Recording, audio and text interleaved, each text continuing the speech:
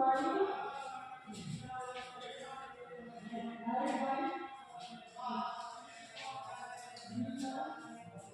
Morning all children's. आज हम लोग पढ़ेंगे चैप्टर 5 के बारे में, the coastal plains and island. इसके पहले जो है हम लोग इसके वर्ड मीनिंग के बारे में जाने थे, लेकिन आज जो है हम लोग विशेष रूप से चैप्टर पे हम लोग फोकस करेंगे। सभी बच्चे जो है इस लाइव क्लास को देखें और अपने अपने घर पे नोटबुक यानी बुक को जो है मेन बुक कोर्स बुक को ओपन करें और किताब को ठीक से देखें। और इसमें भी नक्शा वगैरह दिया हुआ है, इंडिया का मैप दिया हुआ है, इसको ध्यान से देखेंगे और इस चैप्टर को पढ़ेंगे। ये जो चैप्टर पढ़ाई जा रही है, ऑनलाइन क्लास कराई जा रही है, ये आपके नेक्स्ट एग्जाम के लिए यानी जो आने वाला एग्जाम है उसके लिए काफ़ी महत्वपूर्ण है, क्योंकि यही सिलेबस आप लोग के लिए है। तो हम लोग आज चर्चा करेंगे the coastal plains and the island, तटीय मैदान और द्वीप। तटीय मैदान और द्वीप यानी कोस्टल प्लेन्स का जो मैदान है और द्वीप है, इसके बारे में पढ़ना है। The central and southern part of India is bounded by sea on 3 sides. यानी जो हमारा तटीय भाग है, सेंट्रल दक्षिणी भाग यानी भारत का मध्य और दक्षिणी भाग 3 तरफ से समुद्री पाटों से घिरा हुआ है, समुद्र से घिरा हुआ है।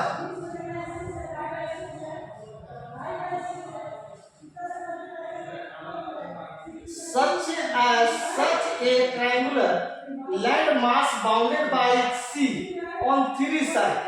जो त्रिभुजाकार लैंड मास है वह 3 साइड्स से घिरा हुआ है, उसे पेनिनसुला कहते हैं। यानी उसको क्या कहा जाता है? प्रायद्वीप कहा जाता है। उसको क्या कहा जाता है? प्रायद्वीप कहा जाता है। The peninsula is bounded by the eastern and western. यह प्रायद्वीप पूर्वी और पश्चिमी घाट से घिरा हुआ है। Between the Ghats and the sea there are narrow coastal plains. कह रहा है यह घाट समुद्र से घिरा हुआ है, समुद्र से घिरा हुआ है। घाटों और समुद्र के बीच संकीर्ण तटीय मैदान है। कौन सा मैदान है? संकीर्ण तटीय मैदान है। These plains are the western. These plains are the eastern coastal plains and the western coastal plains। कह रहा है यह प्लेस जो है, यह भाग, यह समतल भूभाग, यह ईस्टर्न कोस्टल और वेस्टर्न कोस्टल से बना है।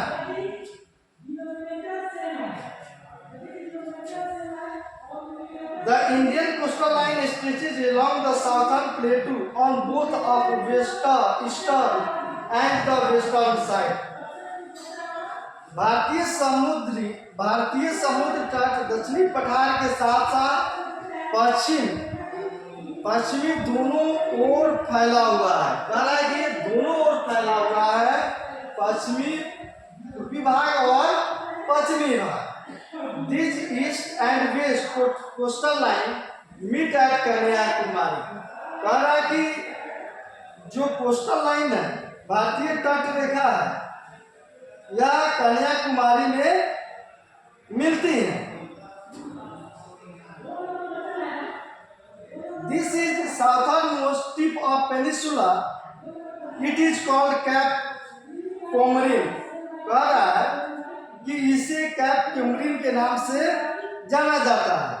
यह भारत का दक्षिणी छोर में होने के कारण इसे भारत का जो दक्षिणी छोर है, जो कन्याकुमारी में eastern coastal line and western coastal line दोनों एक साथ मिलते हैं कन्याकुमारी में, उसको जो है केप कैमरॉन के नाम से जाना जाता है। The Indian coastal lines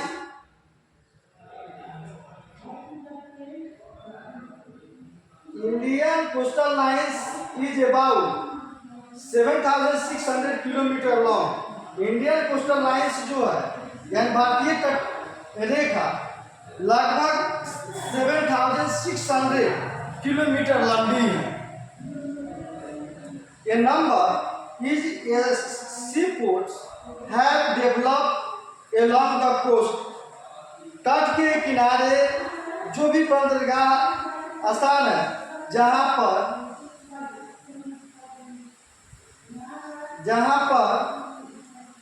C ports have developed along the coast, या सी पोर्ट्स जो है तटीय भागों को डेवलप करता है। Sea ports is the place where the ships are located and loaded. कह रहा है कि यह जो है यह स्थान जहाँ बंदरगाह जहाजों को लोड करता है। The coastal line is useful for fishing.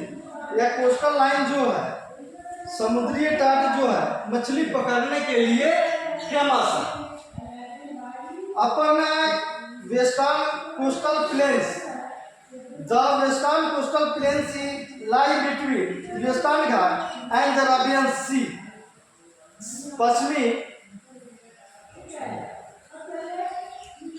पश्चिमी तटीय मैदान पश्चिमी घाट के बीच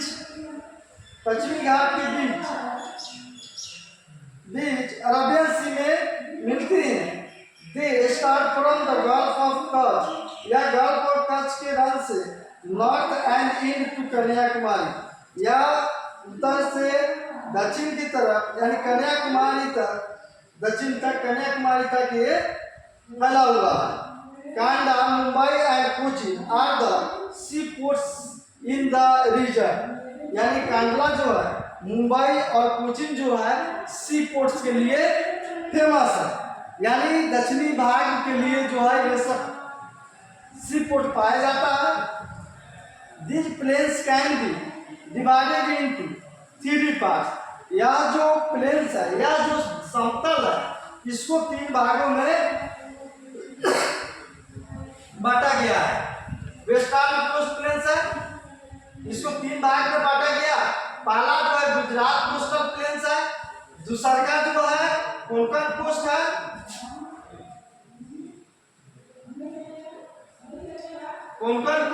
तीसरा है मलाबार कोस्ट। यही 3 को जो है वेस्टर्न कोस्ट प्लेन्स में भाग पाया जाता है। The Gujarat coastal planes it runs along the states of Gujarat. Here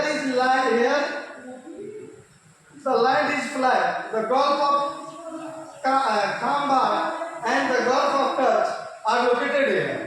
Mahi and the Sabarmati flow through this region. Mahi और साबरमती जो रिवर्स है यही इसी क्षेत्र से होकर गुजरती है। यह कच्छ की रन में पाया जाता है। गल्फ ऑफ कच्छ जो गुजरात के कोस्टल प्लेन्स में पाया जाता है। सेकंड में दिया है the Konkan coast. This coast start at the gulf of Khambhat and end at Goa. यह तट जो है गल्फ ऑफ खंभात से शुरू होता है और गोवा में जाके खत्म हो जाता है। There are many beach here. यहाँ पे बहुत सारे खाई हैं। कहाँ पे? तो कोंकण घाट पे जो है, कोंकण कोस्ट पे जो है बहुत सारे खाई हैं। It is Rocky and uneven. यह जो है क्या है? यह चट्टान और अनइवन है।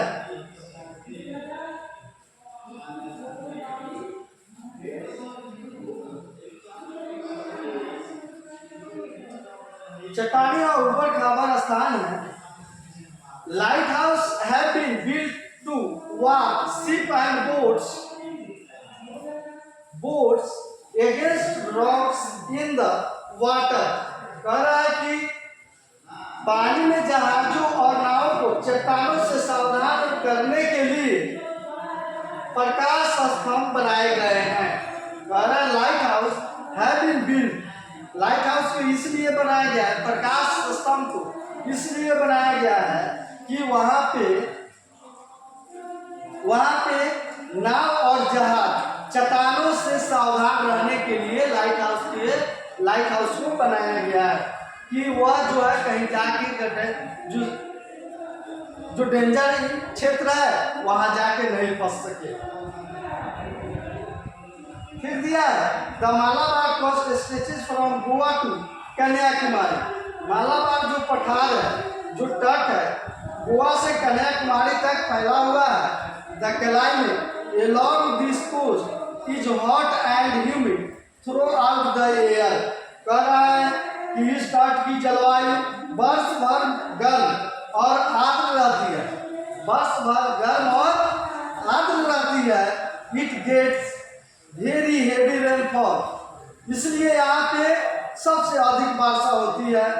The coast has lots of lagoons specially in Kerala, इसलिए यहाँ अधिक वर्षा होने के कारण यह तट बहुत सारे लैगून है, तट पर बहुत सारे लैगून है, खासकर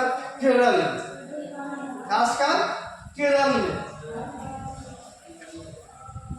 this coast is very green, यह जो तट है बहुत क्या है, यह बहुत ग्रीन है, हरा है। तंबाकू, banana, rice, cashew, pepper ETCR grown here. Malabar coast में तंबाकू उपजाया जाता है, बनाना उपजाया जाता है, rice, cashew, paper ETC ground hair, यहाँ पे ये सब फसलें उगाई जाती है। इसके बाद the famous sea port on the Malabar coast is Kochi. कह रहा है कि मालाबार कोस्ट का फेमस सी पोर्ट का नाम क्या है, तो कोची है। आज हम लोग इतना ही क्लास को अटेंड करेंगे और आप लोग नेक्स्ट पॉइंट है life in the western coastal planes, आप लोग पढ़ के रखेंगे, हम लोग इसके बारे में कल चर्चा करेंगे। Thank you so very much.